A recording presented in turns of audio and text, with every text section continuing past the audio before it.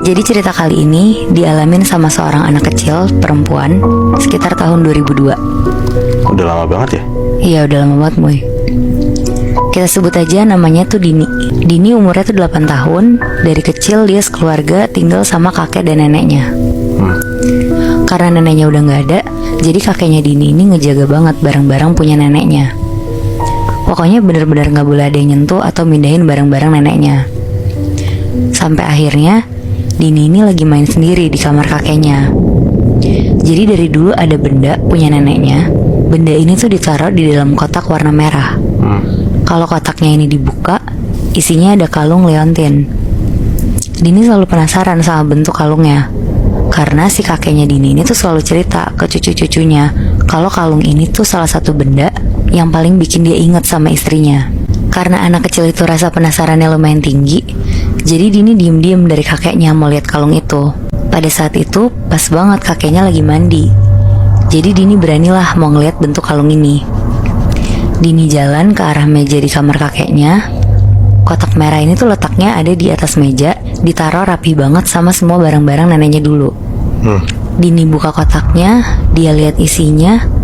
Kalungnya itu tuh warna silver dan kayak ada permatanya gede dan bentuknya bulat. Tapi rasa penasaran Dini gak sampai situ aja. Dia kayak ada perasaan untuk kepengen banget buat pakai kalung itu. Akhirnya dia nyobain pakai kalung itu. Dia ambil dari kotak merahnya, dia kalungin ke lehernya, dan pas Dini ngaca, dia suka banget sama kalungnya. Dia ngerasa dia cantik banget kalau pakai itu. Pas banget kakeknya selesai mandi, terus kakeknya keluar dari kamar mandi. Dini buru-buru masukin kalung neneknya itu ke dalam bajunya Dini, jadi nggak kelihatan sama kakeknya kalau dia pakai kalung itu. Akhirnya Dini lanjut main dan gak lama mamanya Dini manggil Dini untuk mandi sore. Setelah itu sekitar jam 8 malam, Dini mau siap-siap tidur karena besok pagi Dini ini harus sekolah. Jadi Dini emang dari kecil tidurnya sendirian Bi. Udah gak sama orang tuanya. Pas Dini udah mau tidur, Dini naruh kalung itu di laci meja kamarnya. Pas banget Dini mau nutup matanya untuk nyoba tidur, dia ngerasa kayak ada yang ngeliatin dia dari pojok kamarnya. Tapi pas dia buka mata, kamarnya kosong, gak ada siapa-siapa. Di situ Dini udah ngerasa gak enak perasaannya. Tapi dia tetap lanjutin untuk tidur aja karena dia juga udah ngerasa ngantuk banget. Besok paginya Dini bangun tidur, Dini siap-siap mau ke sekolah. Tapi sebelum dia berangkat ke sekolah, Dini ini buka laci kamarnya.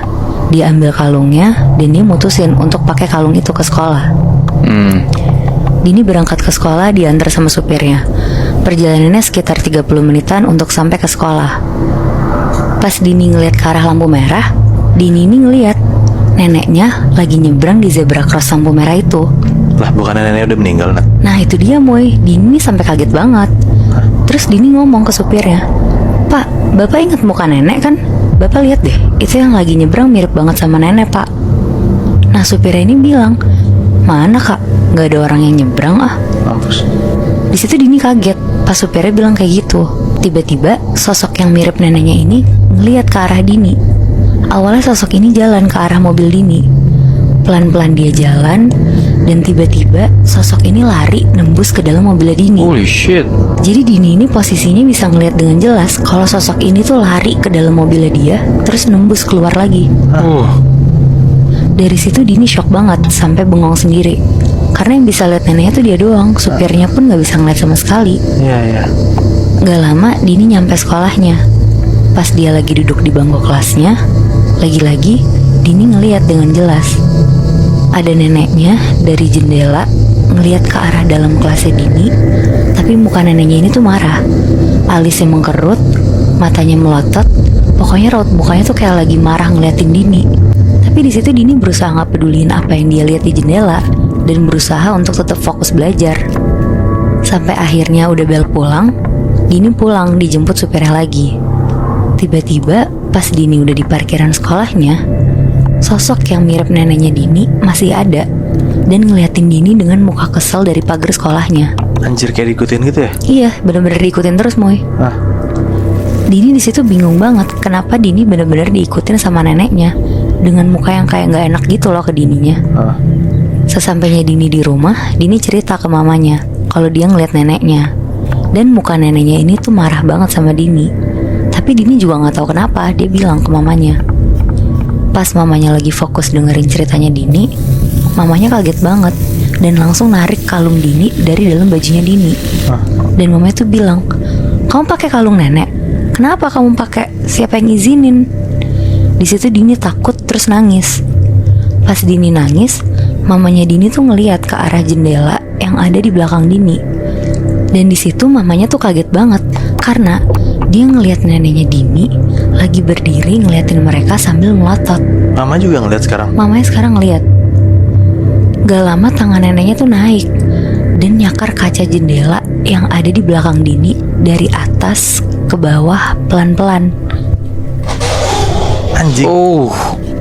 Kayak gitu suaranya. Anjing.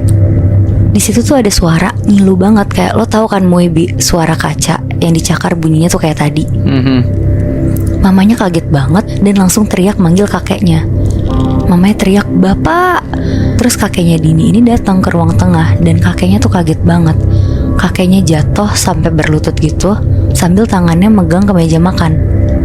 Di situ sosok neneknya tuh masih ada dan bahkan pas kakeknya datang, muka sosok neneknya ini tuh jadi makin marah lagi.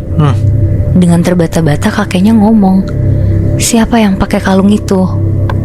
Dini nangis dan minta maaf ke kakeknya dan langsung ngaku kalau dia tuh yang make. Kakeknya langsung nyuruh Dini dan mamanya ke kamar.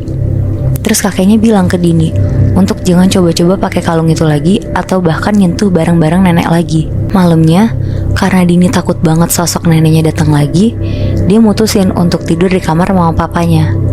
Dini ngerasa aman dan nyaman karena gak harus tidur sendirian kan. Pas udah waktunya untuk tidur, Dini matiin lampu, terus dia pakai selimut dan menjamin mata. Tiba-tiba Dini ini mimpi. Di mimpinya tuh jelas banget Moebi, Dini ada di rumah kakeknya yang lagi dia tempatin sekarang. Dini tuh kayak flashback ngelihat waktu neneknya masih hidup. Dini ngelihat muka kakeknya seneng banget, kayak bener-bener bahagia ada nenek di sampingnya. Bener-bener yang dilihat Dini tuh kayak kejadian nyata, tapi masa lalunya kakek dan neneknya. Dini juga ngelihat waktu neneknya sakit dan udah dirawat di rumah sakit. Di sini Dini udah mulai sedih karena dia jadi ingat setahun yang lalu pas neneknya dirawat dan akhirnya meninggal. Tapi pas Dini ngelihat lagi, dia lihat malam-malam waktu neneknya lagi duduk untuk minum obat, ada kakek yang lagi jaga, kayak ngeliat-liat waspada ke arah pintu sambil narik kalung yang dipakai neneknya ke belakang sampai neneknya kecekek dan meninggal. Di mimpi itu Dini teriak sampai kebangun. Bangun-bangun dari mimpinya, ternyata dia nggak tidur di kasur, tapi di lantai. Dan dia ngerasa kepalanya lagi dielus sama mamanya. Tapi ternyata pas dia lihat ke atas, yang ngelus kepala dia bukan mamanya, tapi neneknya. Ya anjing. Jadi ternyata Moebi, kakeknya Dini itu tuh ngebunuh neneknya Dini karena nggak tega ngelihat neneknya tersiksa waktu sakit-sakitan. Wow. Berarti yang dimimpiin sama Dini itu nyatanya kayak gitu? Iya, itu benar-benar kejadian nyata. Dan kayaknya yang ngasih lihat itu tuh neneknya. Oh shit. Oh berarti neneknya tuh kasih pertanda baik ke Dini biar Dini tuh tahu sebenarnya apa yang kejadian dong dia. Iya, mirip-mirip kayak gitu sih, Moy. Tapi setelah Dini mimpi kayak gitu, dia ngasih tau ke orang tuanya nggak? Enggak sih, Dini nggak cerita. Ya anjing, parah banget sih itu.